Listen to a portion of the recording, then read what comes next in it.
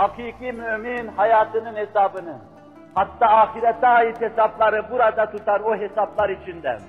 O hesapların meydana getirdiği hendesi coğrafya içinde hareket eder.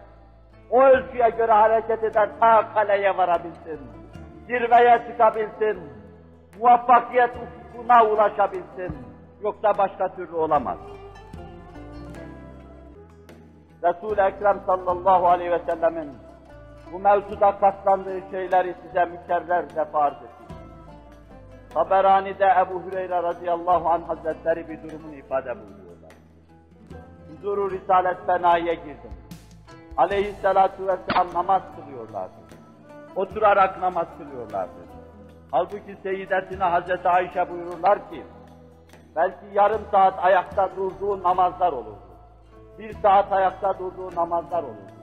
Mesela Bakara Sure-i Celilesini, Ali İmran Sure-i Celilesini, Nisa Sure-i Celilesini, Maide Sure-i Celilesini bir rekatta okurdu, ayakta dururdu.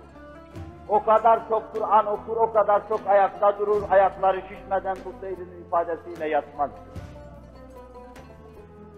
Hayatının son demlerine doğru ayakta duramıyordu aleyhissalatü vesselam.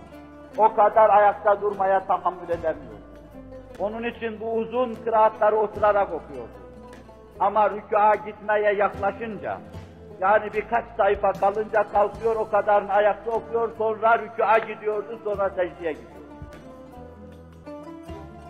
Ebu Hüreyre diyor ki, ayakta durmaya, kıyama ve kemerbeste yubudiyet içinde bulunma şuuruna bu kadar bağlı olan Resul-i Ekrem aleyhissalatu vesselam'ı otururken namaz kılıyor gördüm. Yanına sokuldum ve durdum. Namazını bitirdi sordum. Ya Resulallah hasta mısınız? Buyurdular ki hayır ya Ebu Hüreyre, açlık ayaklarımın takatını kesti. Gözyaşlarımı tutamadım. Hıçkıra hıçkıra ağladım. Bana dedi ki la tebki ya Ebu Hüreyre. Fe inne şiddetel azab la tusibul cai'a yevmel kıyamem. Ağlama gözümün nuru Ebu Hüreyre. Allah'ın kıyamet günündeki şiddetli hesap ve azabı dünyada açlık çekenlere isabet etmez. Meşakkate maruz kalanlara isabet etmez.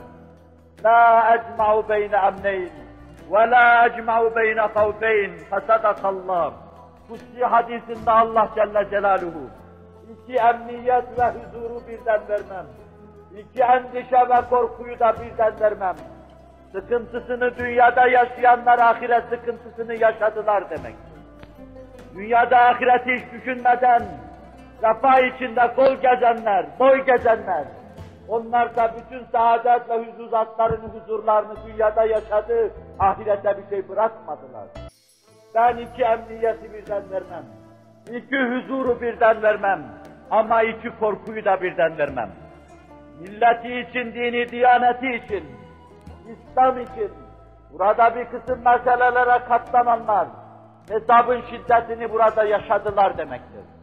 Cehennemden hisselerine düşeni yaşadılar demektir. Binaenaleyh onlar beraatlarını alacak sağ taraftan, emn-i eman içinde salına salına, sıratı geçecek ve cennete vasıl olacaklar. Allahümme ec'alna minhum, Allahümme ec'alna minhum.